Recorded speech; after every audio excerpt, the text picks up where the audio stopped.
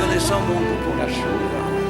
Écrivez dans vous n'avez pas pensé à était dans la salle.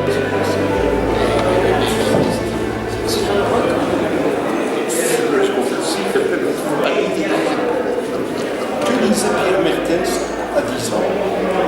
Robinson Crusoe. Ah, voilà, je suis sûr.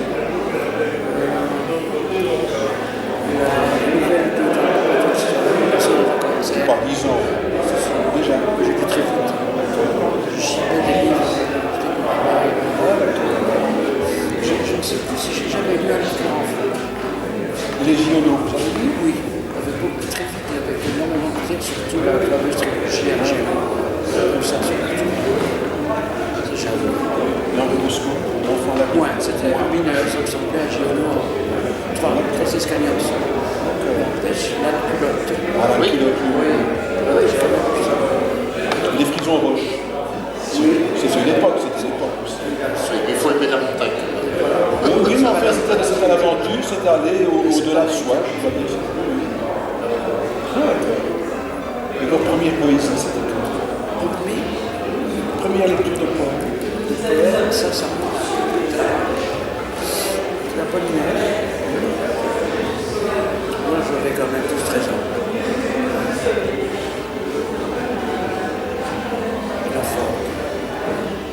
Les premières histoires, les premières histoires que vous avez racontées. L'histoire de guerre, parce que Vous les racontez d'une façon. Moi, je l'ai raconté à mes camarades d'école de la guerre. C'est ce que j'ai expliqué dans l'aventure quand je suis arrivé. J'ai vu des types qui n'avaient pas vécu la même vie. Parce que nous, on a qu'un seul monde. Et ils m'enviaient. Ah oui, Ah oui. ils enviaient l'aventure. Ah oui, voilà. Et alors, à la récréation, le mercredi, dis-toi, Pierre, tu étais arrivé au moment où. Et qu'est-ce qui est arrivé après? D'accord, donc vous aviez tout votre public en Suisse. Déjà, en image. voilà. Le film était là.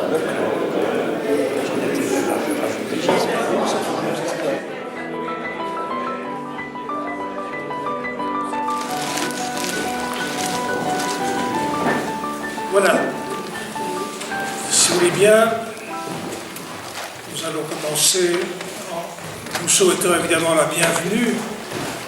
Je suis très heureux de la présence de chacun de vous et la présence de Pierre Mertens également me remplit de joie parce que effectivement nous avons connaissance de l'homme et aussi nous avons en lecture Pierre. Et ça fait quelques années effectivement que nous pratiquons le Mertens du mieux que nous pouvons. Et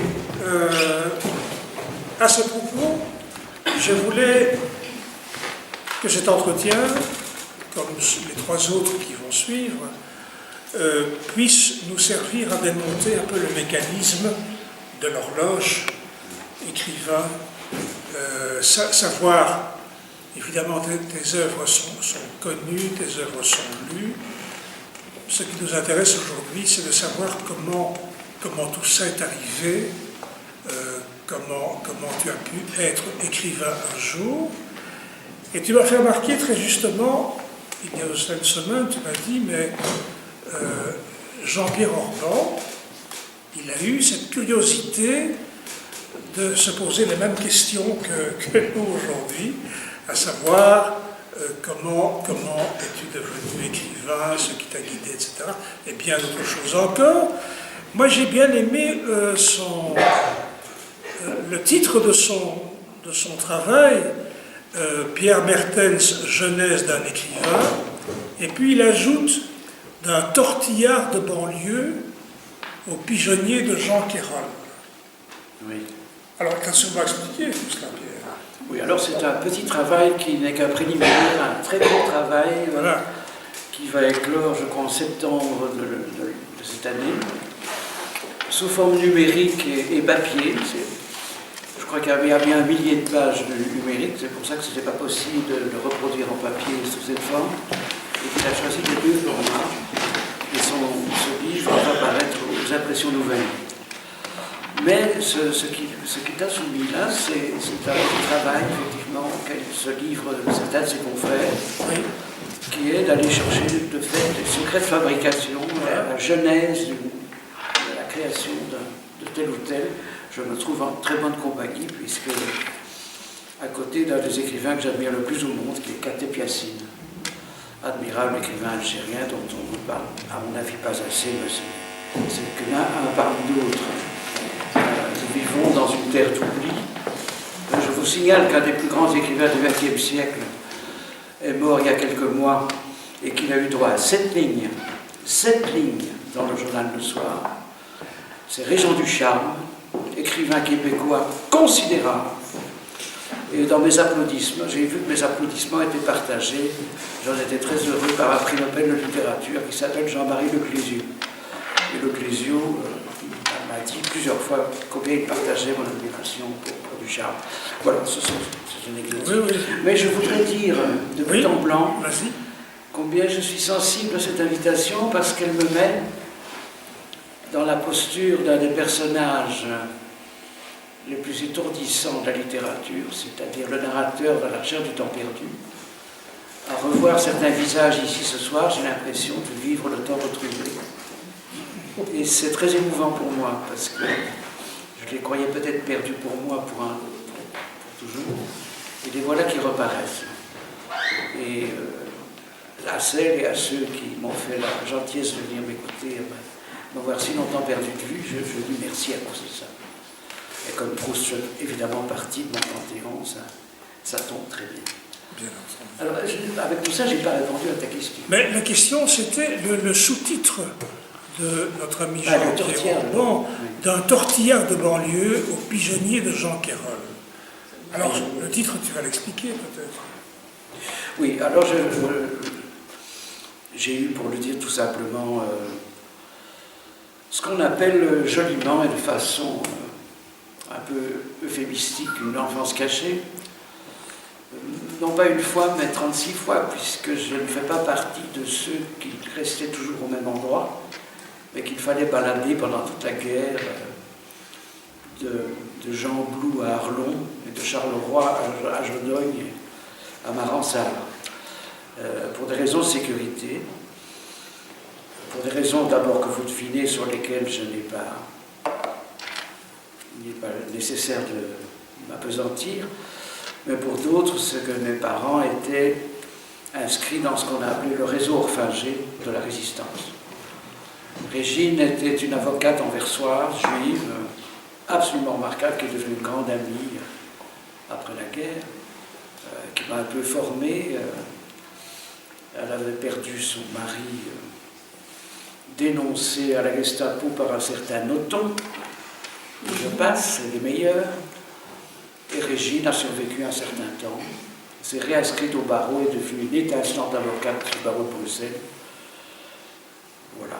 Mais si je dis ça, c'est parce que elle explique un peu tout, l'approche de la littérature en particulier. Il y a beaucoup d'éléments qui ont coïncidé, c'est-à-dire que quand vous êtes un enfant de résistant, il vous voit peu, il me rend des visites dans les lieux d'accueil successifs où je me trouvais, et qui portaient le doux nom de Clé des Champs, dirigé par Jean et Betty Lavacherie, résistants notoires, et de Maransart à Jodogne, puis de Jodogne à Arlon, etc. Il fallait quand même changer de lieu à quelques-uns de temps en temps, pour ne pas être trop repéré. Et quand forcément vous parlez peu à vos parents, et que je crois avoir salué mon père en 1945 en lui disant « Bonjour monsieur », ben forcément, on s'approche très vite de la littérature, puisque mes meilleurs copains sont rapidement devenus les livres, assez peu de livres pour enfants, parce que ma mère n'en achetait pas, et donc quand j'étais plus lire, elle me mettait dans le coin, comme on disait à l'époque, et par bonheur, elle le faisait devant une bibliothèque. Et alors j'occupais mon temps comme je pouvais. Et comme je l'expliquais, je crois encore il y a une demi-heure aux gens qui ont eu la gentillesse de m'amener ici, quand mes parents ont divorcé, ce qui est toujours un malheur pour un enfant, mais qui est aussi peut-être une source de richesse, c'est que du lundi au vendredi, je lisais la bibliothèque de ma mère, et le samedi et le dimanche, je découvrais celle de mon père, en droit de visite, à Genneval, et ils avaient des bibliothèques très différentes. Quand ils se sont mariés, ils étaient très catholiques. Ils semblent un peu avoir perdu la foi pendant la guerre.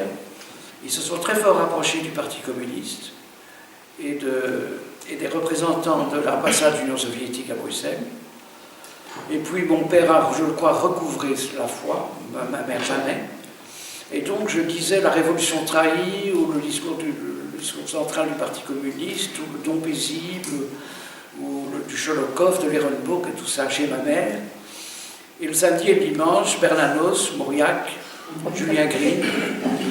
Je dois avouer que je préférais ceux-là. Je regrettais parfois le dimanche soir et que le train m'attende, parce que j'étais au milieu d'un Gaden. Si je cite Gaden, c'est parce que mes relations avec ce monsieur sont devenues plus étroites par la suite. Je vous dirai peut-être pourquoi si j'en ai le temps. Mais c'était les lectures de mon père et je les préférais à celles de ma mère que je trouvais très austères et très, très communisantes. Et donc un peu assommantes. Donc quand j'étais puni, j'étais doublement puni.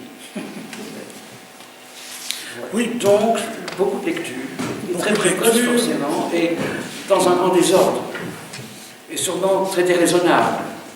Je lisais, comme on dit toujours couramment, et je trouve l'expression un peu idiote, des livres qui n'étaient pas de mon âge.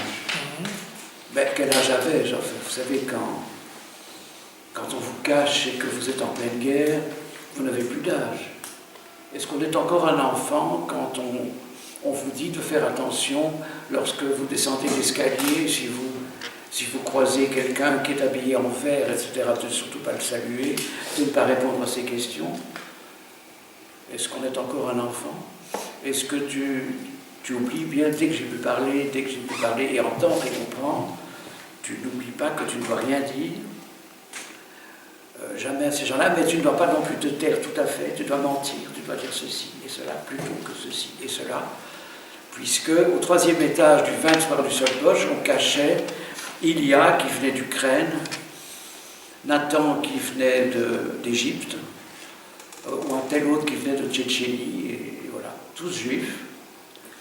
Ma mère oubliant seulement de se compter des leurs, c'est-à-dire que j'ai appris que j'étais juif aussi en lisant la nécrologie de ma grand-mère quand j'avais 36 ans. Ça ne m'a pas étonné du tout, parce qu'au fond, je me sentais plutôt juif d'une certaine manière depuis très longtemps. J'ai un peu reproché à ma mère de me l'avoir un peu dissimulé. J'ai dit, tu n'as pas oublié de me dire quelque chose? Mais voilà, elle était tellement terrorisée à l'idée d'être surprise sur le fait, pendant la guerre, que après la libération, un peu cette épouvante est restée en elle. Elle est devenue libraire, et c'est dans les livres qu'elle échappait à cette terreur. Et les livres qu'elle m'a donc aidé à découvrir, et puis avant de devenir un professeur de biologie émérite à l'université de Bruxelles après son divorce. Voilà, une petite question, déjà très longue réponse. Oui,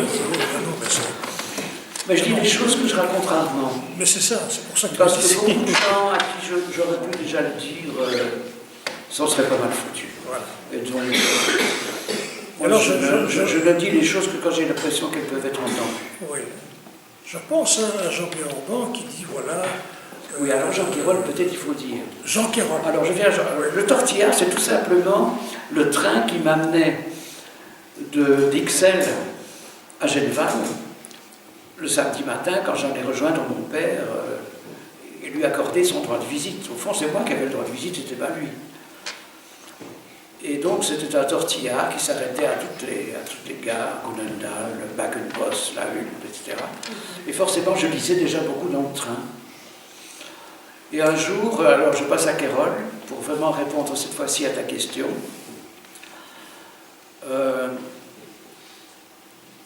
Vers 18-19 ans, j'étais très, très lié à une des meilleurs poètes, une des meilleures poétesses que la Belgique ait jamais connue, bien qu'elle le sache peu, mais combien de noms la Belgique n'oublie-t-elle pas tous les jours, et qui s'appelait Françoise Delcarte. Elle écrivait une poésie que je vous conseille de lire, elle a paru chez Segers. Elle est morte bien trop tôt, prématurément, comme on dit joliment. Et nous lisions nos œuvres en tout bien tout honneur. Elle était homosexuelle, ravissante comme un page. Elle avait un talent fou, et je lui disais ce qu'allait devenir le premier livre de ma vie, l'Inde ou l'Amérique. Et un jour, elle est partie un peu plus tôt, et ça se passait dans un café que je n'oublierai jamais, qui s'appelle La Fleur en papier doré, que vous connaissez tous, rue des Alexiens, tout près de la clinique César de Pape, qui a joué un certain rôle dans mes maladies. Enfin, tout se recoupe chez moi assez facilement. Et un jour, un jeune homme, enfin 25-26 ans, avec une coiffure à la Jeanne d'Arc, voyant que j'étais laissé seul devant mon verre et mon potage aux oignons à la table de La Fleur au papier doré, se lève et dit: écoutez, est-ce que je peux vous dire quelques mots? Je ne suis pas indiscret, mais je n'ai pas pu faire autrement que d'écouter vos lectures. Alors je vais vous dire une chose qui va beaucoup compter dans votre vie. Je connais déjà votre éditeur. Alors il a pris un carton à bière et il a mis Jean Quérol. Il m'a dit: voilà, je suis poète, je fuis la guerre d'Algérie, je suis en désertion en Belgique, je suis caché ici tout près.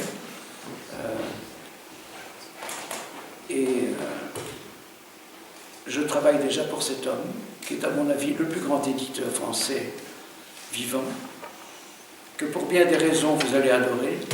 Et quand vous serez arrivé au bout de votre livre, et vous en êtes à mon avis encore loin, je crois que vous n'en êtes que dans les limbes, vous êtes au tout début de votre travail, vous allez me l'envoyer, je vous laisserai régulièrement des adresses successives où je serai en cavale. Je l'ai retrouvé à l'abbaye de Maretsou quelques temps après. Et surtout, quand vous aurez terminé, vous l'envoyez à Jean Quérol de ma part. Et comme je le racontais à notre ami, quelques années après, ça a pris quand même un peu de temps, j'ai obéi à cette injonction. Et Quérol dirigeait à l'époque la revue Écrire, qui est l'ancêtre de Telle Quelle, la revue Telle Quelle de Philippe Solers. Et la revue Écrire était dirigée par lui, et puis elle était par François-Régis Bastide, et elle accueillait des écrivains débutants. Ce que joliment Quérol appelait la littérature verte. Et j'avais écrit une nouvelle à l'âge, enfin à 19 ans, qui s'appelait Une leçon particulière, et dont je ne savais pas à quel point elle serait particulière pour mon interlocuteur. Et je la lui envoie, et il m'envoie ce qu'on a. Il y avait encore des télégrammes à l'époque, je ne sais pas si ça existe encore, moi j'adorais ça. Bonne et mauvaise nouvelle, la revue Écrire n'existe plus. La bonne, vous êtes un écrivain, venez tout de suite. Signé Jean Quérol. Et a commencé la rencontre du plus grand éditeur auquel j'ai jamais eu affaire. Et très vite, il m'a dit, voilà, maintenant il faut vous mettre au roman, les nouvelles c'est très bien, mais mettez-vous au roman, et je vous promets de vous lire chapitre par chapitre. Et il a tenu parole. Même quand je me suis retrouvé à Jérusalem en 67, à la fin de la guerre des 6 jours, il m'a envoyé à mon hôtel, parce qu'il savait que j'allais y rester quelques mois, pas des télégrammes, mais des envois express, et nous restions en contact. Et Quérol était comme ça, je crois qu'il n'y a plus d'éditeurs comme ça, ni par la dimension intellectuelle, ni par la présence, l'extraordinaire fidélité.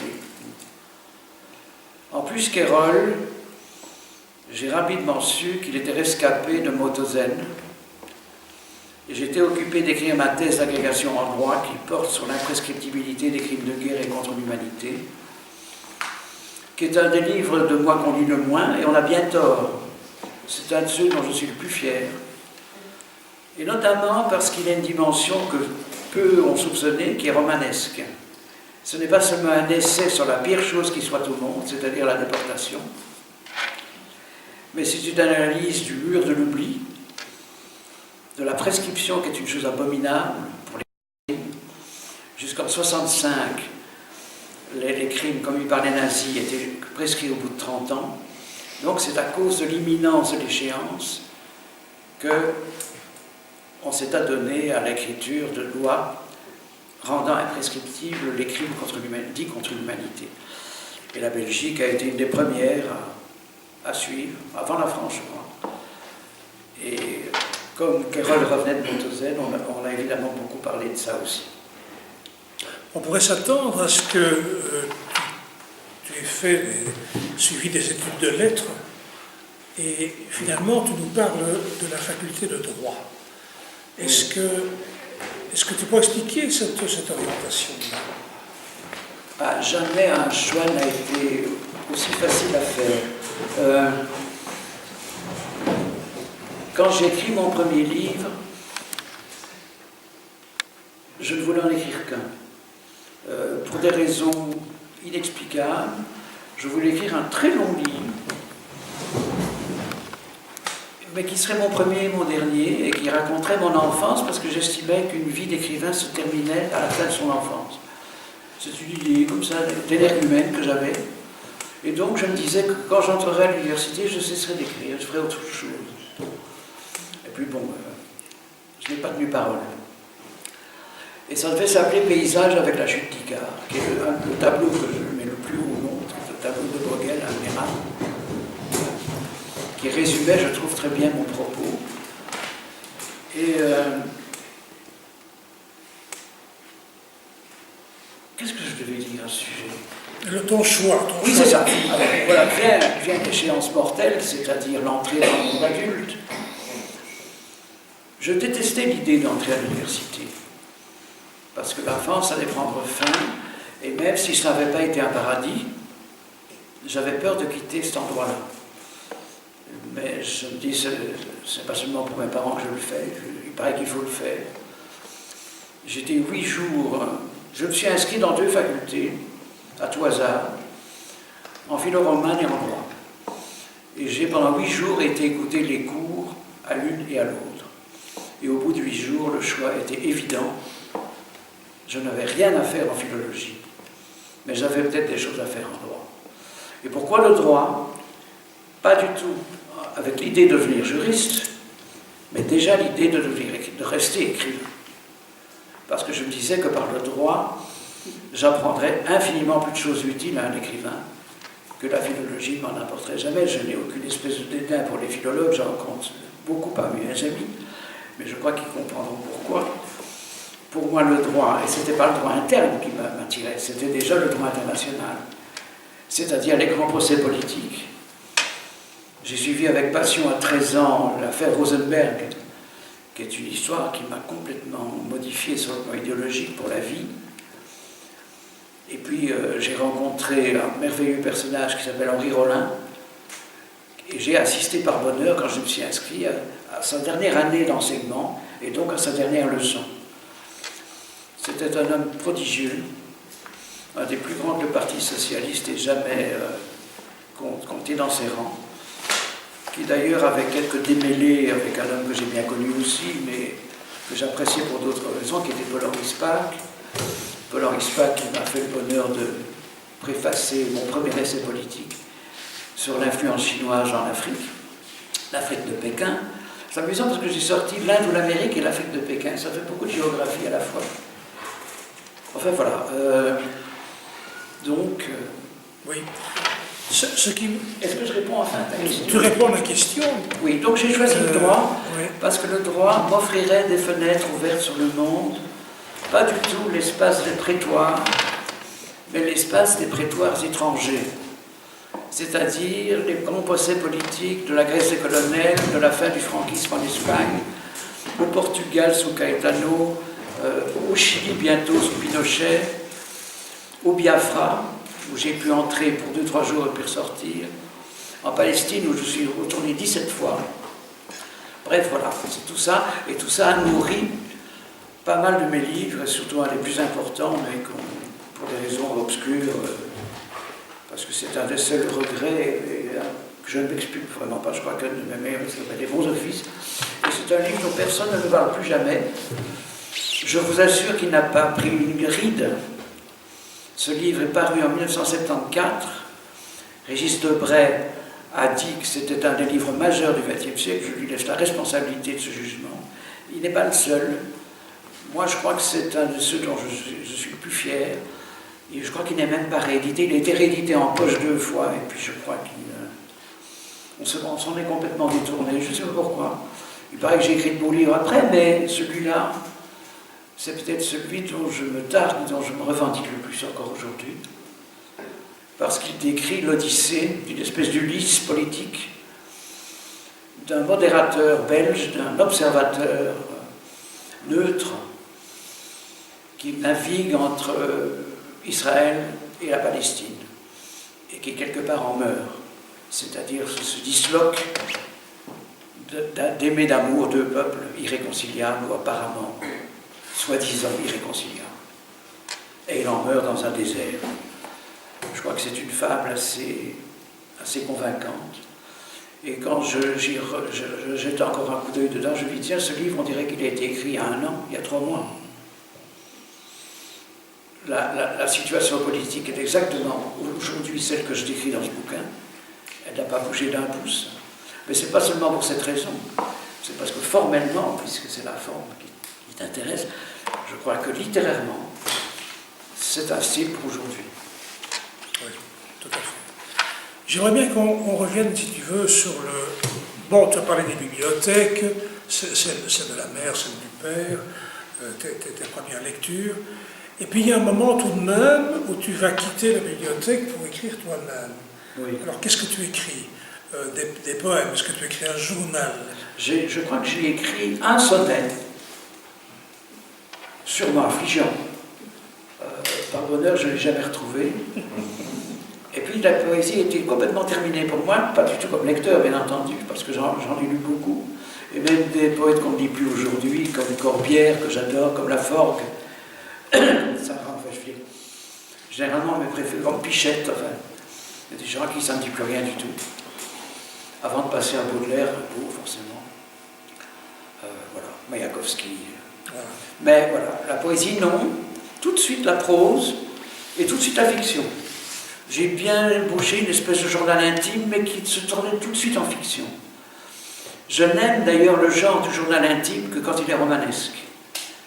Pour moi, le plus grand journal écrit par un écrivain, de toute nationalité confondue, c'est le journal de Kafka, parce qu'à la différence du Gide, ou à la différence d'autres, qui sont plus le jour, quotidien, etc.,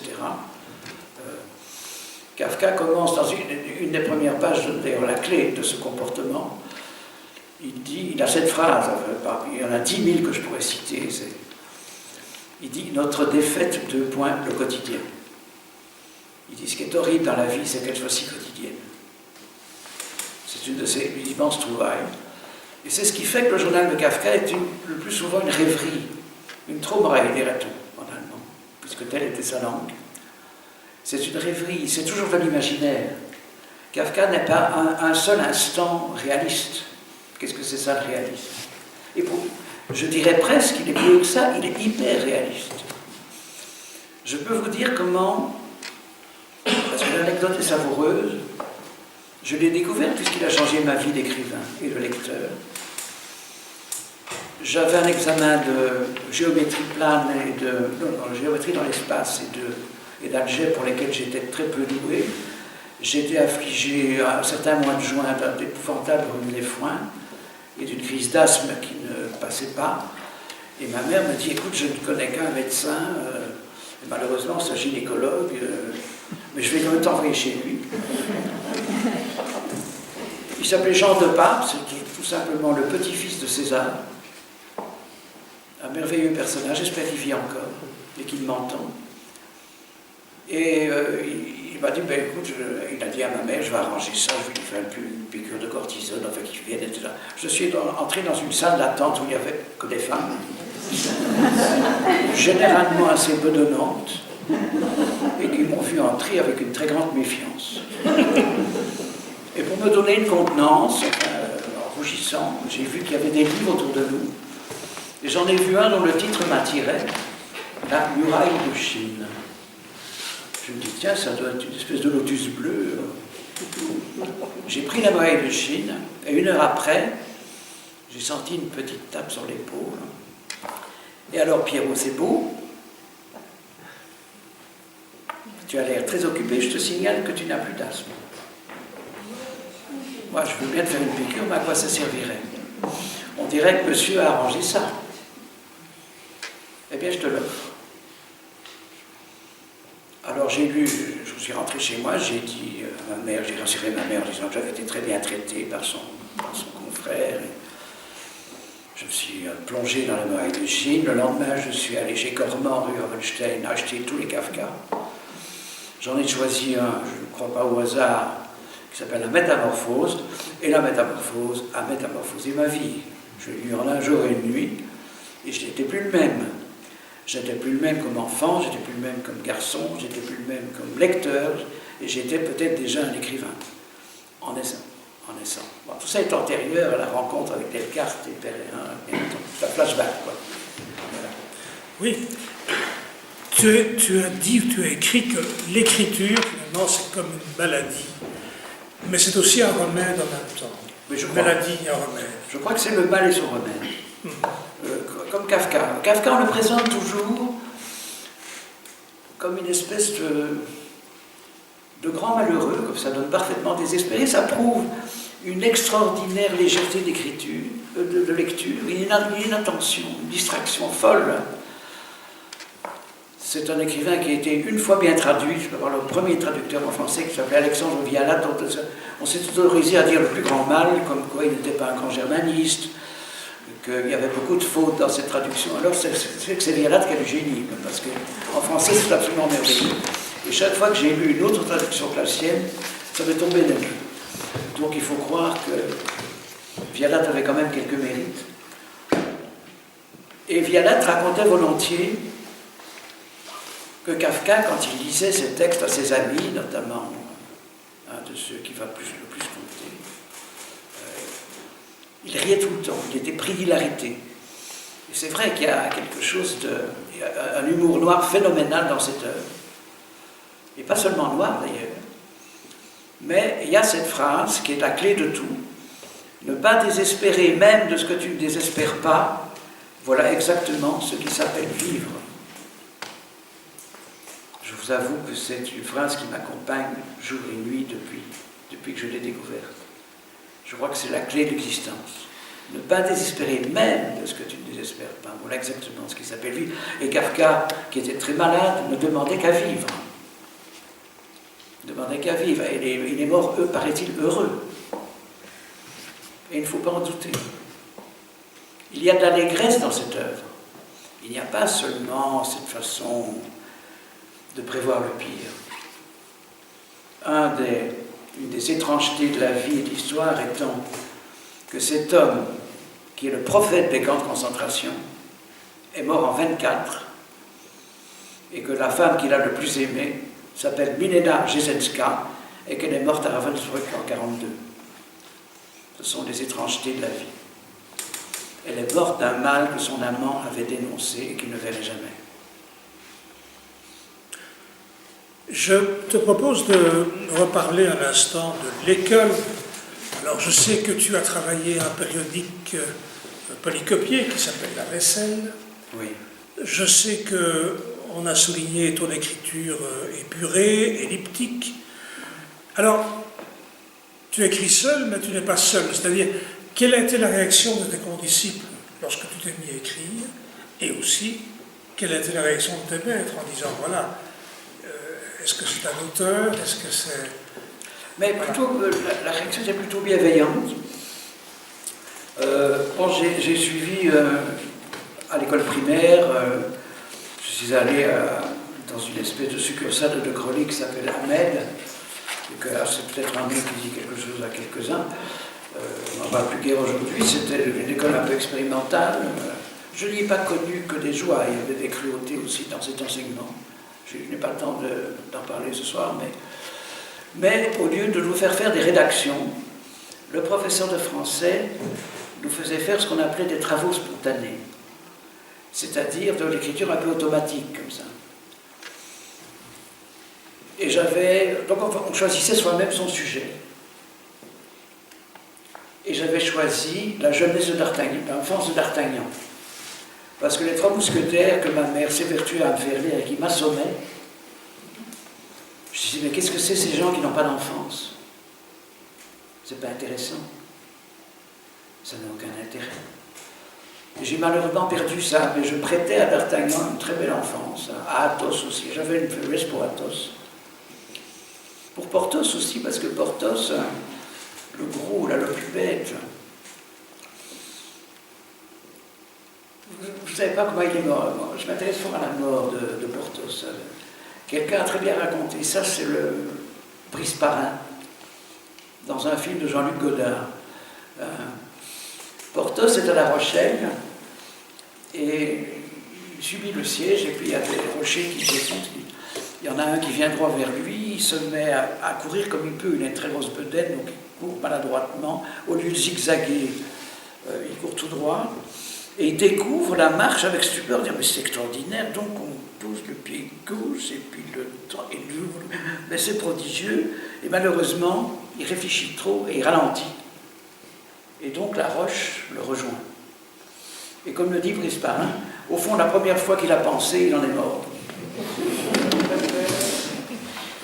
Alors j'écrivais donc l'enfance de ces gens-là. Mais c'était beaucoup plus intéressant que leurs exploits guerriers. L'enfant pour toi est tout de même à la base même de toute ton œuvre. Tu as dit à un moment, l'enfant, un être étrange et merveilleux dont l'adulte ne peut perdre le souvenir. Et je crois que dans ton œuvre, tu as également pensé à préserver cet enfant. Toi, mais je n'ai même pas dû faire beaucoup d'efforts, je suis assez doué pour ça. J'ai pas le complexe de Peter Pan, hein, ça n'a rien à voir. Je crois qu'à peu près tous les écrivains sont des enfants préservés. Je crois que Joyce est un vieil enfant. Je crois que Tolstoï est un vieil enfant. Je crois que Dostoïevski, à sa manière, a quelque chose d'enfantin. Kafka, n'en parlons même pas, c'est la puérilité parfaite, comme disait Georges Bataille. Ce n'est malheureusement pas de moi, c'est de lui, et je trouve ça magnifique, la puérilité parfaite. Voilà. Je crois que le don d'enfance, les écrivains font, s'ils veulent être de vrais écrivains, le conservent toute leur vie. Alors, j'apprends que tu as rencontré Jacques Saucher lors d'un concours d'éloquence pour lycéens. Oui.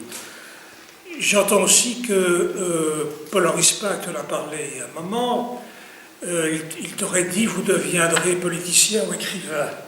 Oui, en fait, c'était un concours national d'éloquence, inter-Athénée.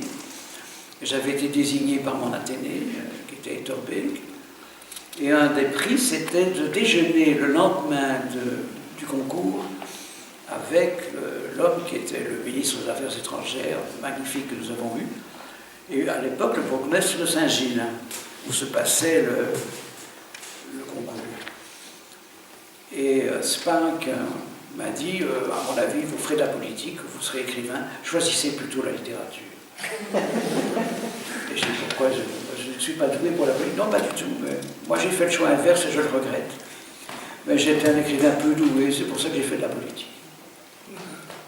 Tu avais aussi un matériel d'écrivain très tôt.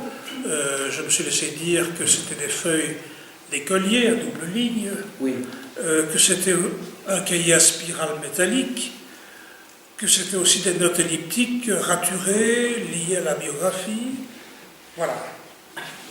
Donc tu transformais le premier produit, qui n'était pas évidemment un produit fini, et tu écrivais de nombreuses surcharges et ratures. De variations. Oui. La variation est un art que j'adore. Je crois que les plus belles choses que j'aime en musique sont les variations de Bach pour la plupart des œuvres où il en a faites. J'adore ça. J'adore le principe même de la variation. Est-ce que tu travailles toujours comme ça aujourd'hui? Oui, évidemment. Sinon je ne pourrais même pas en parler. Oui. J'écris toujours dans des cahiers lignés ou quadrillés. Je suis aussi peu technologie nouvelle que possible. Ça. Je ne m'en vante pas du tout, hein. Je n'en tire aucune vanité, mais c'est comme ça. J'écris à la main. Oui. Qu'est-ce que c'est? Est-ce que le fait d'écrire t'a donné, dans ta jeunesse, un statut particulier De survivant. de survivant auprès des condisciples? Je crois que si j'avais pas été appelé par l'écriture et par la lecture, je serais mort. Et assez vite. Je me souviens de m'être dit à 18 ans, je mourrai au même âge que Schubert. Parce que c'est le musicien que je mets, sinon le plus haut du moins, le plus proche de moi. Je ne peux pas entendre trois notes de Schubert sans m'évanouir.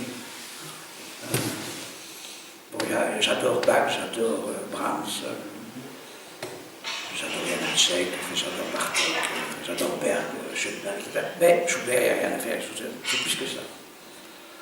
Et je me suis dit, chaque année que je vivrai plus vieux que Schubert sera une année de luxe, parce que je me contenterai de ça. J'ai plus du double aujourd'hui, donc je suis assez content, je ne prévoyais pas du tout ça, c'était pas au programme. Tu aurais aimé être musicien? Oui, je voulais devenir en fait à l'origine médecin et musicien, je suis devenu juriste et écrivain. C'est ce qu'on appelle un échec.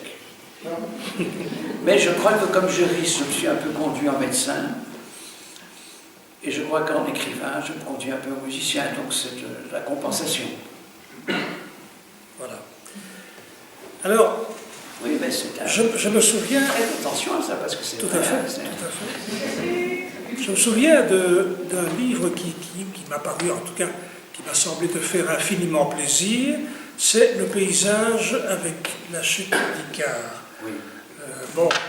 Je me souviens, j'ai assisté à la publication de ce livre, l'Inde ou l'Amérique, le niveau de la mer, la fête des anciens. Voilà. Je te vois encore avec une sorte de jubilation par rapport à ce livre-là. Est-ce que c'est... Mais en fait, quand j'ai proposé à Kérol puis à Claude Durand le titre « Paysage avec la chute d'Icare » pour ce qui allait devenir l'Inde ou l'Amérique, il m'a dit non, c'est un titre trop esthétisant. Et au lieu de me battre comme un chien pour le maintenir, je me suis dit, par-devers moi, j'aurai un jour ma revanche. Mais je vais céder. Et j'ai pris l'Inde ou l'Amérique. Est-ce que j'ai eu raison? Je ne sais pas. Enfin bon. Toujours est-il qu'un jour, j'ai eu la possibilité de remettre les 3 premiers livres en un volume, grâce à l'Académie, à Jacques de Decker, qui a fait cette proposition pour mes 70 ans. Et le Seuil a consenti à sortir enfin un paysage avec la chute d'Icare. J'étais très heureux. Parce que tout à coup, j'avais une belle revanche. Voilà. Et j'ai offert le premier volume à Claude Durand, avec ma sympathie. Si on cherche à articuler ton œuvre, je crois que, enfin, pour moi, il y a 3 articulations qui sont essentielles. Je dirais, il y a l'état du monde, il y a les injustices, il y a les indignités, les pouvoirs arbitraires que tu dénonces sans fatigue. Le deuxième, c'est l'état sociétal de la Belgique, de sa culture, avec cet épisode de la belgitude aussi, dont tu en parleras peut-être un moment. Et puis alors, il y a, c'est vraiment essentiel dans ton œuvre, la vie personnelle, c'est-à-dire, tu parles de toi, de l'amour, de la filiation, de la difficulté d'être, et ce sont trois éléments que l'on retrouve très régulièrement dans ton œuvre. Tu es d'accord avec ça? Ce sont des couleurs, en fait, des couleurs. Des époques. Oui. Je crois que j'ai eu des époques, enfin, toute proportion gardée, bien entendu, comme Picasso. Ma période bleue, ma période rouge, lui c'est des couleurs. Moi c'était, je vous l'ai dit, je voulais écrire un seul livre qui était le livre sur l'enfance, parce que je pensais qu'après l'enfance, il ne se passait plus rien d'aussi intéressant. Combien de fois j'ai lu des écrivains qui disaient que c'était ennuyé pendant leur enfance? Pauvres gens, il faut se méfier des écrivains qui n'ont pas eu d'enfance. Ce sont généralement de bons écrivains. Au contraire, l'enfance retrouvée, le temps perdu, le temps retrouvé, on y revient. L'enfance conservée, sauvegardée, c'est ce qui habite, à mon avis, les plus grandes œuvres. Et donc, j'ai commencé par ça, et j'ai pensé qu'en entrant à l'université, je cesserais, et puis j'ai rapidement changé d'avis, mais c'était ma période bleue, en quelque sorte, c'était la période des livres sur l'enfance, qui ne parlaient que de ça. Le niveau de la mer, l'Inde ou l'Amérique et la fête des anciens ne décrivent que le monde enfantin. un certain Mathieu Gallet, qui était un bon critique à l'Express, autrefois trouvait que c'était un livre le plus splendide consacré à l'enfance. Il me faisait beaucoup d'honneur. Et il a essayé de m'attirer chez Grasset, puis je suis resté au seuil, je suis assez fidèle, et puis j'ai changé après parce que j'ai lu, parce qu'il a bien fallu, et puis pour retourner au seuil finalement. Mais ça c'est. Alors, il se fait qu'étant devenu juriste international, il y a eu la grève des colonels en 74, en 67, le 21 avril, et la guerre des 6 jours en 5 juin, qui sont les deux événements qui ont ouvert les portes du deuxième écrivain, avec les bons offices. Je suis parti à Athènes pour 8 jours, j'y ai passé 2 mois. Je suis parti à Jérusalem pour 1 semaine, et j'y ai resté 3 mois.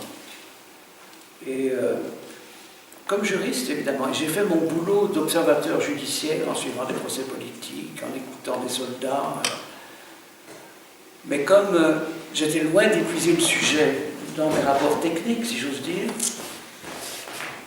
il a fallu que le romancier s'en mêle. Et c'est comme ça que je suis passé à la deuxième couleur. Avec les bons offices, Terre d'asile, L'ami de mon ami, Terreur. Terreur est un mot qu'on trouve souvent dans mes écrits. La terreur d'aujourd'hui ne m'étonne pas du tout. Elle est vieille comme Mathusalem. Simplement, on ne s'en est pas rendu compte. C'est un petit peu aggravé, mais voilà. Et alors, une question que j'aimerais te poser, c'est concernant ces incroyables nouvelles que tu écris et qui sont d'une percussion hallucinante. Et je pense par exemple à Daniel Bajomé, qui, dans sa préface de Collision notamment, parle de voix plurielles, de voix rapprochées, qui déterminent une sorte de résonance. Alors ça, c'est très important, ce qu'elle dit, c'est très vrai. Voilà un genre plus court que le roman, et tu parviens à mettre dans tes nouvelles une force absolument incroyable. On ne dit pas les mêmes choses dans les romans et dans les nouvelles. Voilà. Les romanciers qui font des romans avec des nouvelles alanguies et prolongées, ou bien qui font des romans qui sont des nouvelles exagérées, ça n'a aucun intérêt. Ce sont des gens où on ne dit pas les mêmes choses, on ne les dit pas de la même façon. C'est une autre musique. Le style est très différent, tu l'auras observé. Le sujet aussi, parce que le sujet du nouvel est généralement unique, il est obsessionnel, même quand il disparaît à l'intérieur même du texte, on le retrouve à la fin. Tandis que le roman a besoin du temps. Et son meilleur complice, c'est le temps qui passe, le temps qu'on retrouve, le temps qu'on perd.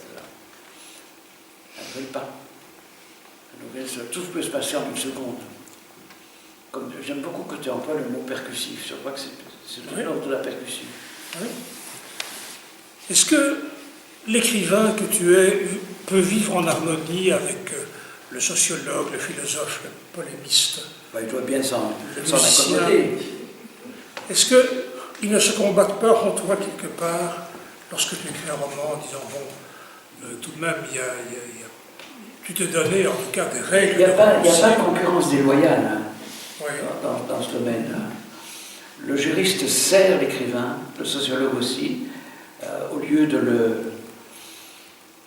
se mettre en travers de sa route. Il se complète très bien, il reste dans un bon voisinage. Je crois qu'il n'y a pas de jalousie, de mesquinerie de l'un par rapport à l'autre. Tout ce qu'on ne dit pas d'un côté, on le dira bien dans l'autre. Puisque la littérature peut tout dire, ce que les autres textes ne disent pas. Aucun philosophe ne sera aussi grand qu'un tout grand romancier. N'oubliez jamais que la fatwa a été émise par un monstre, non pas contre un essai et un pamphlet contre sa personne, mais contre un roman. Ça prouve qu'au moins M. Khomeini, sinon bon lecteur, je crois qu'il n'a jamais lu les versets sataniques, mais il était bien conseillé. Les versets sataniques, c'était beaucoup plus dangereux pour son côté tyrannique et totalitaire que les pamphlets contre sa personne, qui était abondant et qu'il n'a jamais fait censurer.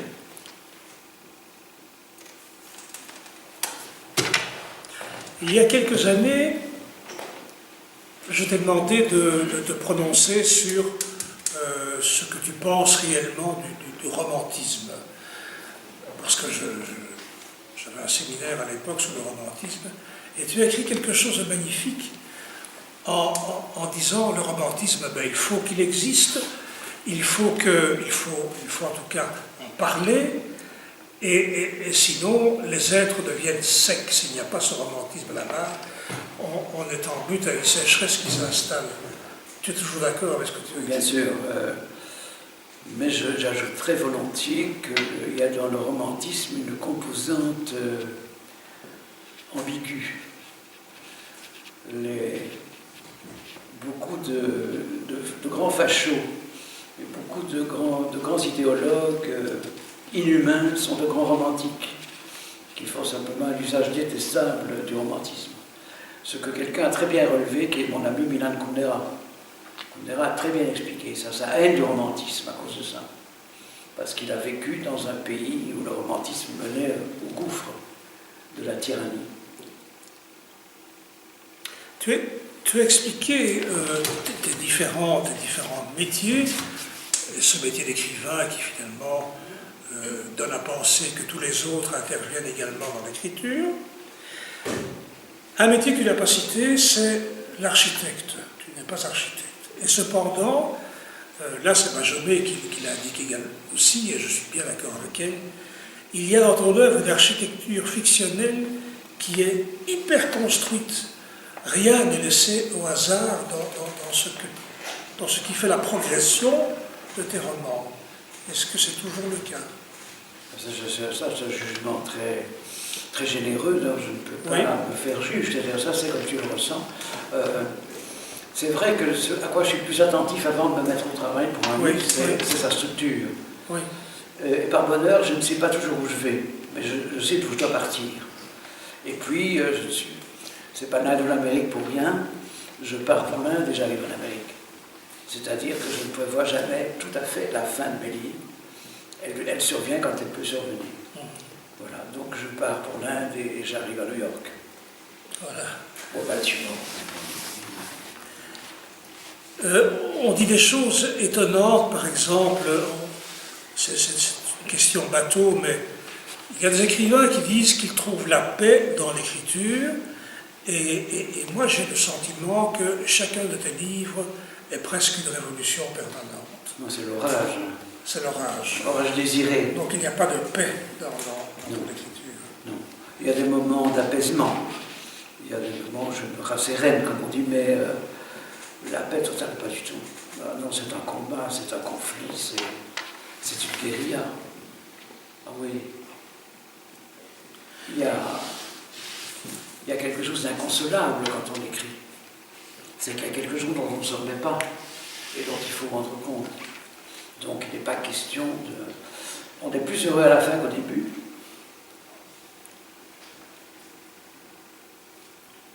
Mais voilà, c'est tout ce qu'on peut dire.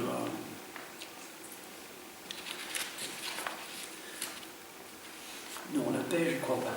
La paix n'existe pas. Je pense aussi que plus la révolution, plus le... Une révolution convient assez, sauf ces aspects sanguinaires et la terreur qui généralement les accompagne. À chaque époque, les écrivains ont eu droit à des lectures porteuses, des romans qu'ils adoraient, etc. Est-ce que tu as des livres porteurs, toi, qui t'ont beaucoup intéressé dans ta jeunesse? J'en ai déjà cité quelques-uns. Oui. Ben, il y a le livre qui reste absolument pour moi majeur, c'est Under the Volcano, donc au-dessous du volcan de Malcolm Lowry. Écrivain majeur, qui est un tout petit peu à la mode dans le monde anglo-saxon pendant quelques années, puis maintenant je crois rentre dans l'oubli, je ne comprends pas très bien comment c'est possible. C'est le roman d'amour le plus terrifiant qu'il puisse se lire, parce que toutes les composantes de l'amour, y compris ce qu'il peut avoir de désespéré, s'y trouvent, mais aussi la prodigieuse nostalgie de l'amour, exprimée là, dans une splendeur infernale. Il y a la métamorphose de Kafka, il y a l'éducation sentimentale, deuxième version d'un certain Flaubert que je mets dans l'hexagone au plus haut, avec Proust. Flaubert, pour moi, c'est majestueux. Quand je pense que M. Sartre a écrit un livre qui s'appelle L'idiot de la famille,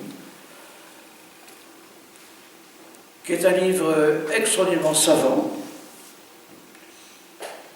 par moments intelligent, mais complètement destructeur et qui passe complètement à côté de sa cible. Et pour moi, à l'heure absolue, comme seul un grand homme en est capable, parce que pour monter si haut dans le malentendu, il faut vraiment être très fort, quoi. Donc, voilà. Donc je crois que l'éducation sentimentale est un livre infiniment plus engagé que tous les livres de Sartre accumulés. C'est un livre qui rend compte de la France du XIXe siècle et du début du XXe d'une manière hallucinante.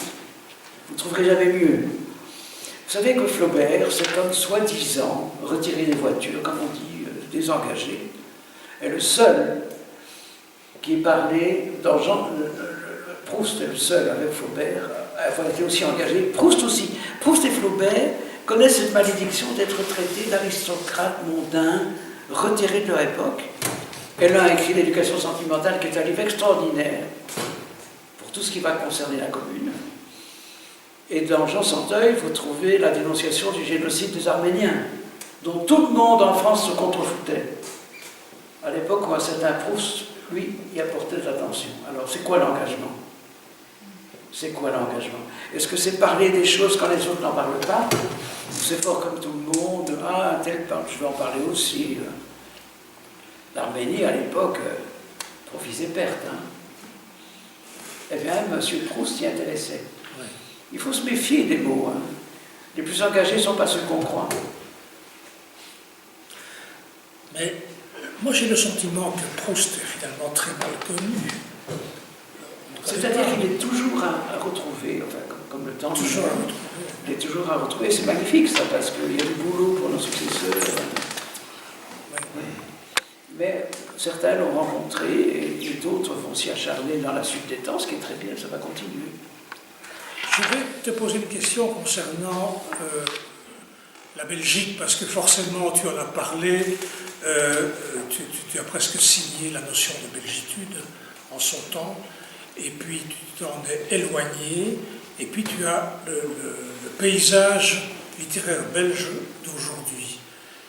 Quelle a été cette histoire-là? C'est une grossière blague de Café du Commerce qui est devenue un slogan, bien malgré moi. C'était une conversation avec le sociologue Claude Javot. J'étais occupé de ficeler un numéro spécial des Nouvelles littéraires à Paris sur la Belgique culturelle, montrant tout ce qu'elle avait de nouveau. Qu'on s'acharnait en Belgique à rester fidèle à des anciennes valeurs, mais qu'on boudait un peu tout ce qui apparaissait de neuf. Et que la France repérait pendant ce temps. Et donc, je disais autrefois, pour devenir un écrivain, il fallait pratiquement foutre le camp. Il fallait s'exiler, sans quoi, si on restait sur place, on était mangé par les mythes, quoi. Et aujourd'hui, c'est plus vrai. Et à l'époque, je dis, ça a changé, il n'a plus besoin de s'exiler. On s'exile très bien sur place chez nous. On connaît un exil intérieur, parfois forcené. Mais ça peut se passer ici. J'ai beaucoup voyagé, j'ai failli m'établir dans 2 villes. J'ai eu la tentation de rester durablement. Ça m'est arrivé que 2 fois. La première, c'était Athènes, lorsque la Grèce a été libérée des colonels. Et la deuxième fois, c'était Berlin, que je persiste à croire la ville la plus intelligente du monde. J'ai rencontré à Berlin, qui était encore Berlin-Ouest, parce que c'était avant la chute du mur, les plus beaux esprits qu'en tant que juif en plus, ce qui est quand même paradoxal, j'ai jamais rencontré sur cette terre. Il n'y a pas de semaine où je ne reçoive des coups de téléphone d'amis berlinois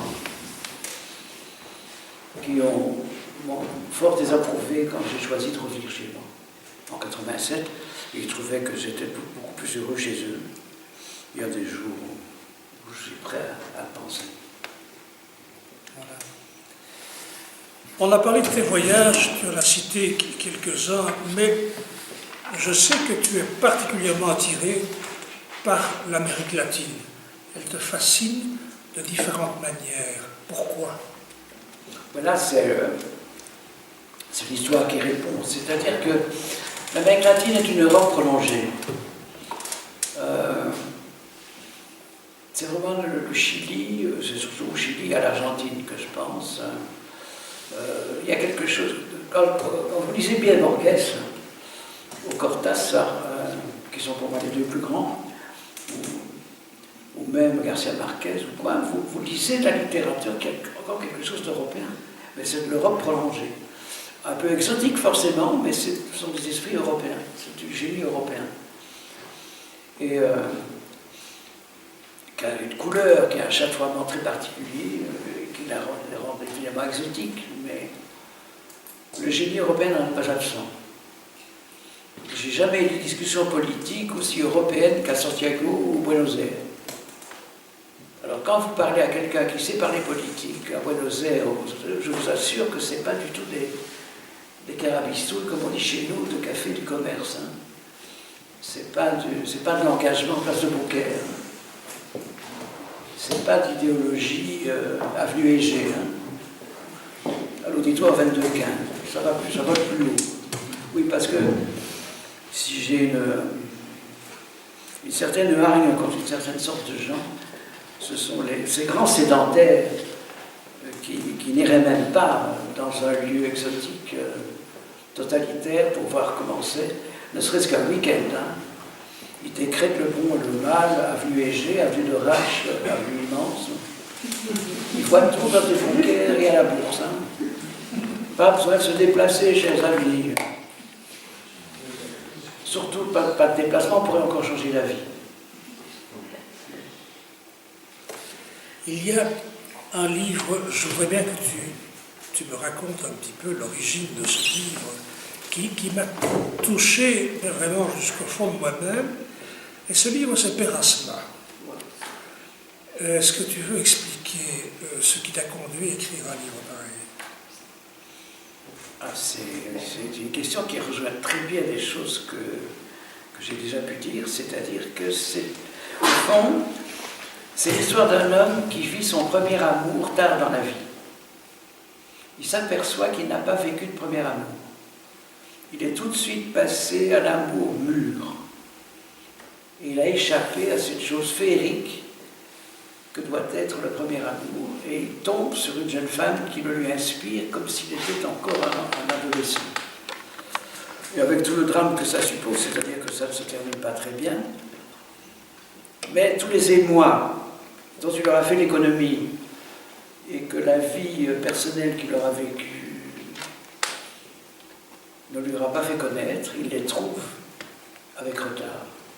Donc même si ça se termine de façon tragique, c'est une revanche. Puisque toutes ces émotions qu'il avait crues mortes pour lui, il les retrouve à ce moment-là.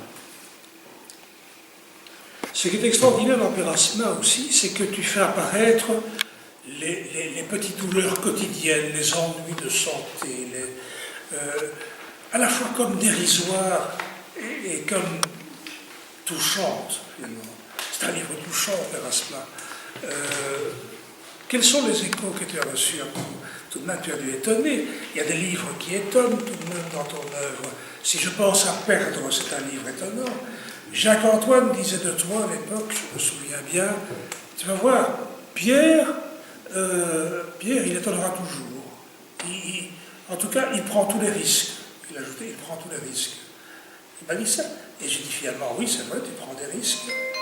Excusez-moi, la question qu'on demande au public de... Je vais même répondre un tout petit peu si vous voulez bien. Allô? Oui? Écoute, c'était impossible, je fais...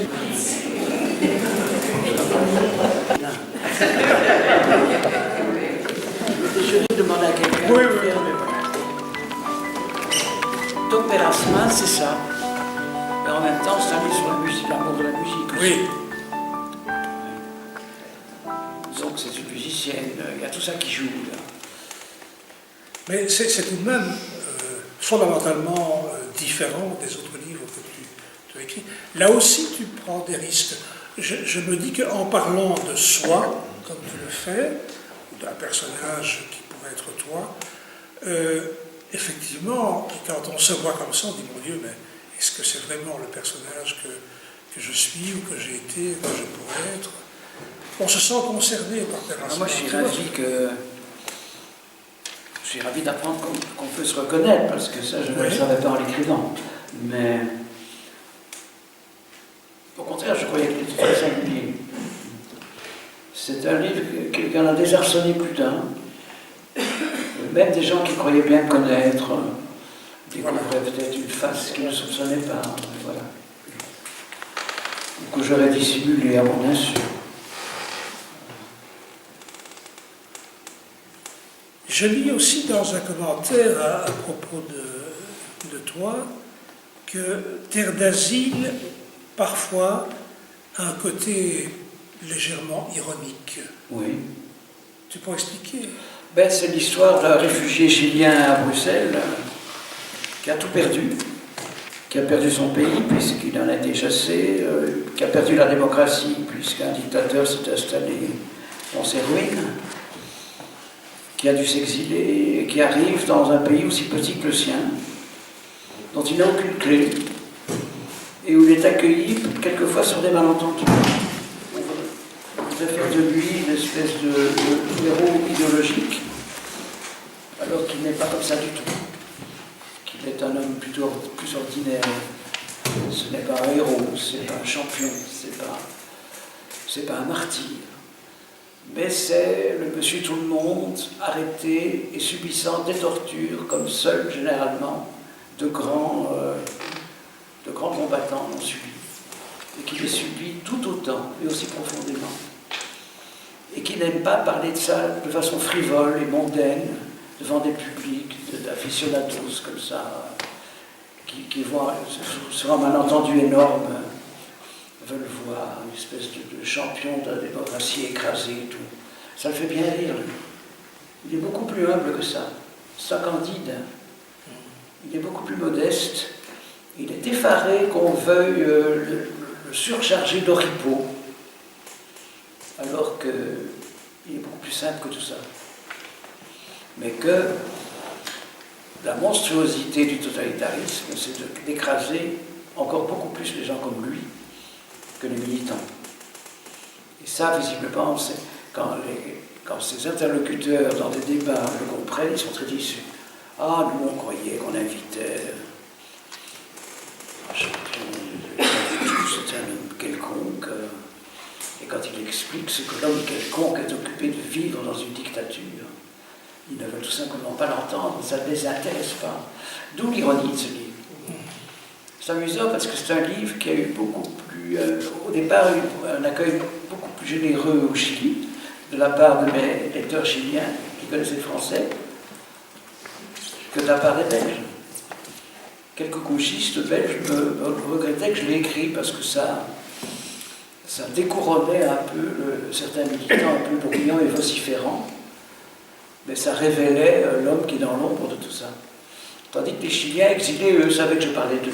Et d'ailleurs, ça m'amusait parce que tel Chilien disait « Ah, c'est tellement gentil d'avoir fait de moi le héros de ton livre. » Le deuxième disait la même chose, le troisième aussi. Ils avaient tous raison et tort. À la fois, j'ai fait un passage unique avec diverses composantes, y compris une part de moi-même. Parce que j'avais une part chilienne quelque part.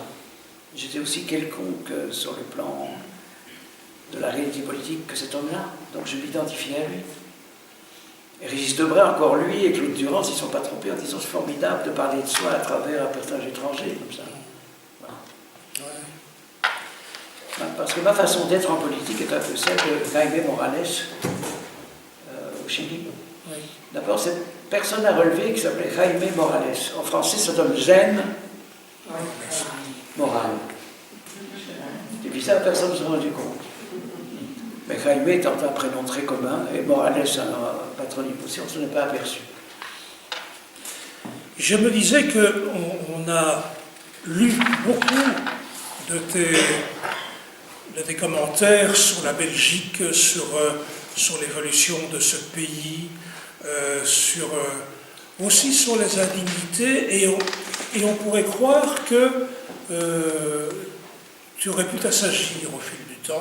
Il n'en est strictement rien. Dieu merci. Quand je pense, par exemple, à ton ennemi Bart de Wever, on ne va pas le citer, c'est tout de même là une position qui reste celle d'un polémiste. Et bon, je le plains parce que... Ah, j'étais beaucoup plus juriste que polémiste, c'est-à-dire que il ne faut jamais oublier que là, j'ai eu ce procès avec ce ravissant personnage, éminent successeur de Léon de Graine. C'est ce qu'on a connu depuis tout le même du tout. Enfin, Franquet, c'est pas mal non plus. Il a devenir ce garçon. Mais c'est le juriste qui s'est réveillé, parce que cette façon qu'avait le seigneur d'Anvers d'attaquer son concurrent pour la mairie de la ville, en disant qu'est-ce que c'est que ce monsieur qui fait des séances de compassion devant le monde juif pour ce qu'il a subi dans les rafles de 42 à Anvers. Il ne faut jamais oublier que les grandes rafles de 42 à Anvers ont été organisées pas par les nazis, mais par les Anversois. Et Patrick Hansen, concurrent de Bart de Wever, en était conscient et voulait organiser une grande séance de repentir. Et M. de Wever, ça le faisait rire, lui, ça le faisait ricaner. Donc c'est au nom d'un texte de loi d'une convention internationale qui est devenue du droit interne chez nous, que je l'ai attaqué, pas même en Belgique, mais dans le journal Le Monde, pas dans le Soir, mais dans Le Monde. Et voilà pourquoi il m'a poursuivi en justice. Et grand était mon regret que cette affaire n'arrive pas à son terme, puisqu'elle a été prescrite. Encore une fois, la prescription. On a traîné des pieds, on n'a pas voulu que ça aboutisse. Pourquoi? On ne pouvait pas me condamner. J'avais le droit pour moi. Donc, le pouvoir judiciaire, qui est, comme vous savez, extrêmement indépendant, n'est-ce pas? Séparation des pouvoirs, on a traîné un peu les pieds. Et tout à coup, on m'a annoncé comme une bonne nouvelle, tu sais, c'est fini tes ennuis, c'est prescrit. J'étais furieux. Pas du tout assagi, comme tu dis, mais non. C'est quoi la sagesse? C'est quoi ça? Justement. Non. Sagesse. Tu pourrais peut-être dire ce que tu écris pour l'instant, à quel travail te livres-tu? Je m'en livre très très peu volontiers. Je suis un peu superstitieux à cet égard, il ne faut pas trop révéler. Bon, j'ai beaucoup de fer au feu. J'ai pas pu faire autrement. J'ai essayé de m'accorder du temps pour l'un, pour l'autre, j'en ai à la fois, c'est pas embêtant, ce qui fait que ça traîne un peu. D'abord, il y a un très gros roman que je travaille depuis des années et que mon biographe a retrouvé un jour, cherchant un manuscrit dans mes papiers. Il voulait le photographier. Et il m'a dit, tiens, je vais photographier celui-là. Et je dis, qu'est-ce que c'est? Ah bon, je l'avais oublié. C'est un manuscrit abandonné que j'ai repris. Et qui est un grand roman, qui est une espèce de road movie américaine, totalement inattendue, où l'Amérique a énormément de place. C'est plus l'Inde du tout, c'est l'Amérique complète. C'est l'histoire d'un jeune Européen qui s'exile pour un temps aux États-Unis, et c'est ce qu'il y rencontre dans les années 80. Mais là, je ne vais pas plus loin dans la photographie. Ça, c'est une chose. Il y a des portraits de déportés auxquels je tiens beaucoup, qui vont s'échelonner comme ça, surtout des femmes. Et puis, il y a un livre un peu plus secret qui est un règlement de compte avec la justice de mon pays. Une justice qui ne m'a pas attaqué moi, mais qui a attaqué une grande amie que j'ai eue. Je n'en dirai peut-être pas plus. Vous savez très bien de qui je parle. Parce que j'ai vu beaucoup de procès étrangers scandaleux, et là j'en ai vu un dans mon propre pays, à la cour d'assises de Mons. Et ça, je le crois très profondément. Ça m'a fait autant horreur que ce que j'ai vu à Athènes, à Salonique, à Santiago, à Ankara. Mais je serai un peu plus discret.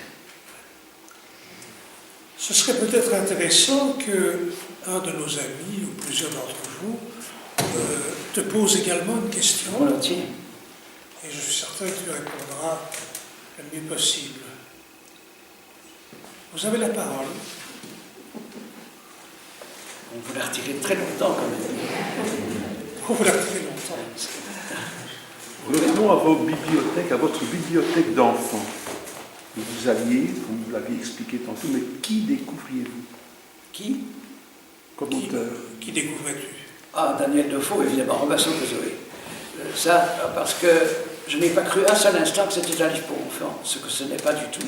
Alors, ce qui est très amusant, c'est que du temps où il était encore un honnête homme, le directeur de cette librairie de la rue d'Arambert, la Cosmopolis, avait découvert et publiait des livres pour enfants avec des illustrations. Et ils ont publié Robinson Crusoe qui m'est dédié à Pierrot Mertens. Je suis très fier de ce livre et j'en ai un très bon souvenir. Le personnage de Robinson m'a toujours fasciné. Beaucoup plus que Saint-Exupéry ou le Coffol de nuit. Voilà. J'étais beaucoup plus attiré par ça. Ouais. Pour moi, c'est le grand livre qui peut être lu par toutes les générations. C'est le chef-d'œuvre absolu. C'est pas si courant. Mais Robinson, on peut le lire 10 fois dans sa vie, c'est jamais 2 fois le même. C'est ça qui est fascinant. C'est un personnage absolument magnifique. Et à qui n'arrive qu'un malheur, c'est qu'on va le rechercher dans son île, on aurait le fait dire ici, il était tellement heureux. C'est un paradoxe extraordinaire. Et la première étincelle vers l'Amérique latine, la première étincelle que vous avez eue pour l'Amérique latine. La première étincelle. Oui.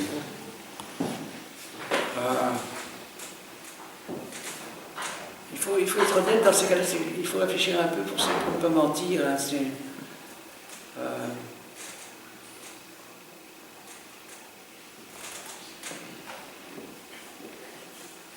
je crois que c'était un texte de Valéry lu à la radio. Un texte de variété sur l'Amérique. Je devais avoir 10 ans.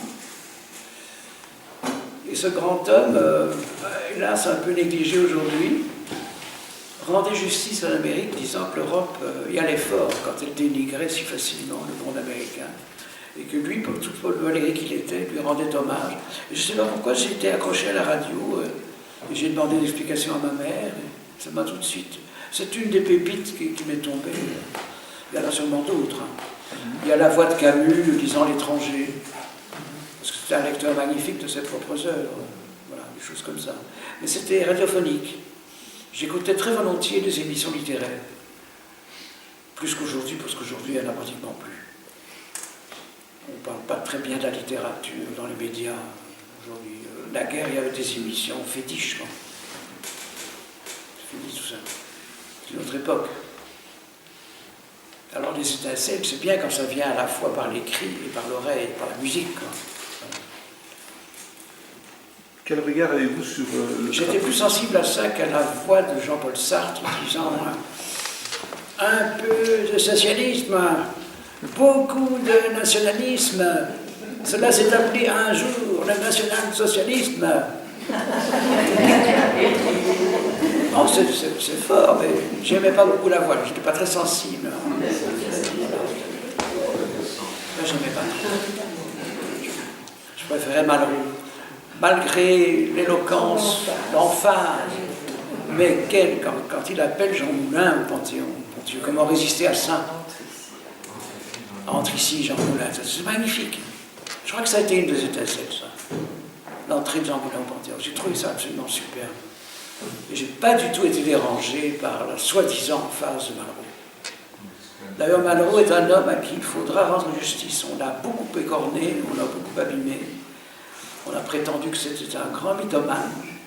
Heureusement, un très grand biographe américain qui s'appelle Curtis Cate, qui était venu en Europe pour se mettre ses pas dans les siens, croyant avoir affaire à un imposteur, a découvert un homme gigantesque et lui a rendu justice dans un modèle de biographie, ce que Jean Lacouture a fait seulement après. Et voilà. Et Lyotard aussi, ils se sont tous mis du coup. Mais jusque-là, il était de bon ton de dénigrer Malraux. Je regrette pour ceux qui ont fait cette sale besogne. Voilà, on parlait d'étincelles, en voilà quelques-unes. Oui, bon, une autre étincelle. Comment avez-vous vécu l'épisode de Régis Debray en Amérique latine? Le- Il a été incarcéré. l'épisode de Oui, Régis le Caméré. Oui. Oui. Comment l'avez-vous vécu?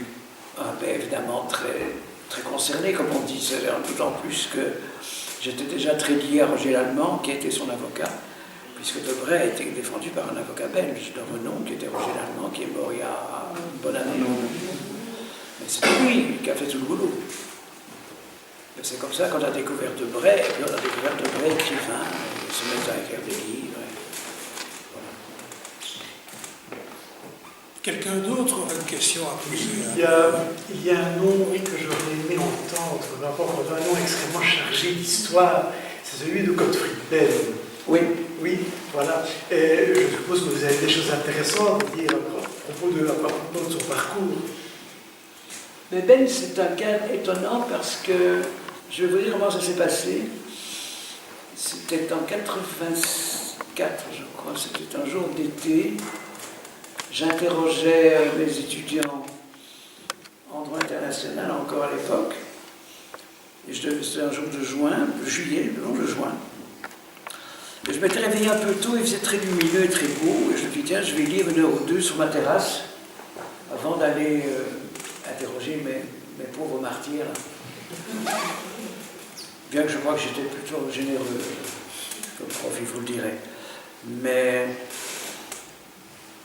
j'ai laissé passer le temps et tout à coup, j'ai osé réveiller, après avoir ouvert ce livre qui s'appelle Doppelleben en allemand et Double vie en français, de Gottfried Benn, qui est non pas son autocritique, bien qu'on n'en soit pas toujours loin, mais un fragment d'autobiographie, où il explique son glissement vers Hitler, et puis la façon dont il s'est sauvé, mais avec une prodigieuse honnêteté, et laissant entendre l'écrivain qu'il était par ailleurs. Donc à partir de ce livre-là, j'ai lu tout Ben, et je suis tombé sur les plus grands poèmes du XXe siècle. Et qui avait eu cette... On ne peut pas trouver d'excuse, d'ailleurs il n'en cherche pas. Ce qui est magnifique, c'est qu'il ne se pardonne pas. Et ça, c'est très beau, parce que c'est des gens qui font des autocritiques tout le temps, hein, qui se repentent d'avoir été maoïstes, ils ne le sont plus. Et puis le lendemain, ils sont autre chose. Et puis, voilà. Vous savez, Bertolt Brecht a écrit une très belle chose là-dessus. Non pas une pièce, mais des entretiens avec un petit bourgeois allemand qu'il appelle M. Koenner. Et un jour, il voit M. Koenner très affligé. Il dit, vous allez être très triste, qu'est-ce qui vous tracasse à ce point aujourd'hui? Ah, monsieur, si vous saviez ce qui m'arrive. Et qu'est-ce qui vous arrive? Je prépare déjà ma prochaine erreur. J'ai envoyé ça à un certain nombre d'intellectuels parisiens, sans commentaire. Une question, là. C'était monsieur, je crois. Dans la période. Peut-être vous avez répondu, peut-être on entend comme moi, je ne sais pas. Raymond, est-ce que tu peux parler un peu plus fort? Comment? Raymond, est-ce que tu peux parler un peu plus fort? Plus fort. Un tout petit peu plus, je t'entends bien. Depuis que vous êtes tuteur des Juifs ou un peu juif, Je comprends, je l'entends bien. est-ce que tu es toujours, il me semblait que tu étais pro-palestinien. Qu'est-ce que c'est ça? 40 ans. Qu'est-ce que c'est ça être pro-palestinien? Enfin, plutôt. J'étais ouvert à la vérité concurrente de deux peuples. Et la Palestine n'a pas toujours été la même. La Palestine de M. Chougaïri n'avait rien à voir avec celle de M. Arafat. Et celle de M. Arafat n'est pas celle du Hamas ou de Mahmoud Abbas. Je dois avouer que je ne mélange pas les gens. Je me sens moins proche, non pas du peuple, mais des représentants de la Palestine que je l'ai été dans le passé. Et plus proche d'Israël. Je suis équitablement réparti entre des louanges et des critiques. Je fais partie de ce qu'on appelle le mouvement pour la paix pour demain, etc. Shalom Arshad, etc. Je crois plutôt à ça. Je crois que si ça ne dépendait que d'eux, ce serait déjà fait. Mais il y a de grandes puissances et même des petits pays, avec de petites villes qui s'appellent Herstal, qui ont grand intérêt à ce que ce conflit perdure, si vous suivez mon regard. Merci les syndicats. Les pauvres ouvriers de Herstal, là, qui n'auraient plus que gagner le pain, et qui vendent des fusils aux deux camps. Depuis toujours, tout le monde fait ça, non? C'est ça. Sous prétexte que tout le monde doit le faire, on va le faire aussi. C'est toujours l'argument. Ce serait bien de donner une fois l'exemple. Monsieur, Je voudrais savoir si l'influence que tu as ressentie à Berlin, Si. l'ambiance à Berlin. Oui. à Berlin et celle que tu as eue de la France, et ça fait de la Belgique un carrefour. De la France, j'ai fait de grandes rencontres. Parmi souvent des exilés bizarrement. C'est-à-dire qu'à part Kérol, bon, les trois plus grandes amitiés que j'ai eues à Paris, c'est un Argentin qui était Julio Cortázar, c'était un Espagnol qui s'appelait Georges Semprin, puisqu'on a francisé son nom, et un Tchèque qui s'appelle Milan Kundera. Mais c'est un hasard, je ne l'ai pas fait exprès. Mais mes plus grands amis parisiens sont trois étrangers, mais qui avaient, par rapport à Paris, un grand mouvement d'empathie. Voilà. Ce sont sûrement les plus grands amis que j'ai eus en littérature. Et ce que la France m'a apporté, c'est surtout cela. Et à Berlin? À Berlin, c'était Böll, c'était Günter Grass, c'était Schädlich, c'était Uwe Jonsson, c'était tous les jours Peter Schneider, Hans-Christoph Buch. Voilà. Des écrivains pas toujours assez connus chez nous, pas assez traduits, mais où le rapport était très familier, très quotidien. Coup de téléphone pratiquement tous les 2 jours.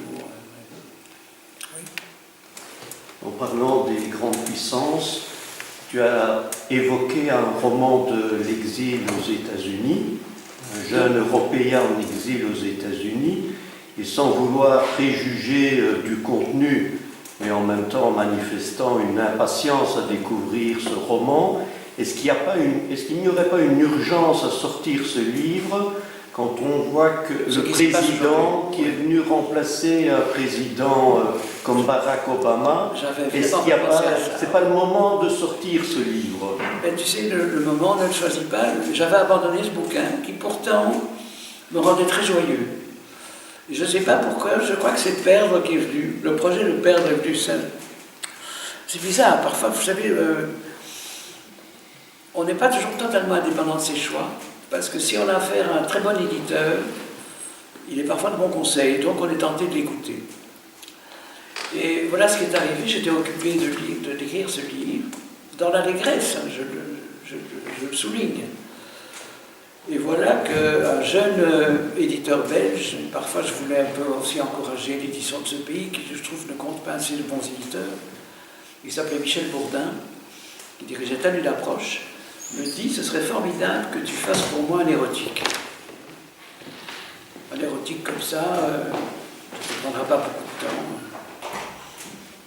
Et j'en parle à Claude Durand en disant, voilà, est-ce que je peux vous être infidèle pour un livre, d'ailleurs qui sera assez mince? Et Durand me dit, pas de problème, amuse-toi bien. Mais Bourdin attendait sans doute un érotique façon XVIIIe siècle. Et c'est devenu Perdre, qui est évidemment aux antipodes, mais je n'avais pas prévu ça. Et là, Perdre m'a vraiment, si vous voulez, englouti. On ne commence pas un tel livre en s'arrêtant au milieu. Et donc, ça m'a distrait du roman américain pour plusieurs années. Mais c'est pas si mal d'avoir attendu. Et de retrouver un pays qui évolue effectivement de façon, pour l'instant, si incroyablement fâcheuse. Est-ce que c'est le Boban de Saint-Louis? Oui, c'est évidemment une toute autre Amérique que je décris. La mienne est féerique par comparaison. L'arrivée de Trump, c'est un séisme épouvantable. En même temps, je crois qu'il a été en partie trafiqué. On finira bien par le découvrir. On sait que cela s'est joué sur des calculs, des obédiences, dont les technologies nouvelles ne sont pas innocentes, comme vous savez. Bon, tout ça va sortir, mais le mal est fait. C'est vrai que la disparition d'Obama est un séisme. Tout ce qui pourrait arriver de mieux, c'est qu'elle aille chercher sa femme. Mais apparemment, ce n'est pas dans leur projet. Mais est-ce que Trump va pouvoir dupliquer? Moi, je continue de parier qu'il y a une chance d'impeachment, parce que, à force de pousser sur de mauvais boutons tous les jours, même son électorat va finir par se dire ce type vous a roulé dans la farine, quoi. Bien. Une question encore? Mais voilà, Pierre, je crois que nous allons terminer là. Je te remercie vivement d'avoir abordé bien des sujets très différents. Je suis très content que tu l'aies fait parce que c'est pas de la flagornerie, je n'en suis pas coutumier.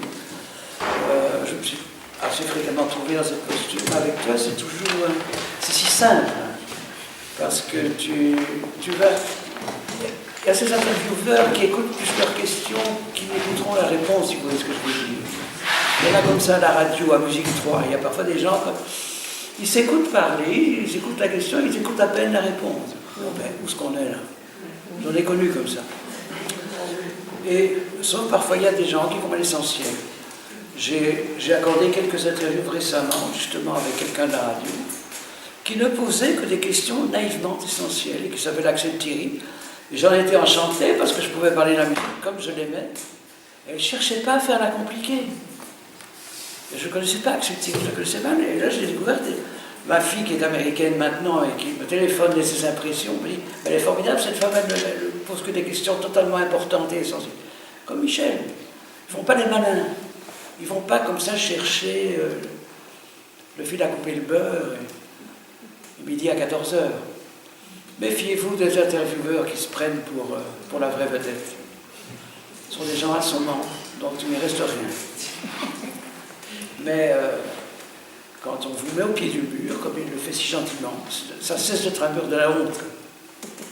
Voilà. Je propose qu'on applaudisse Pierre.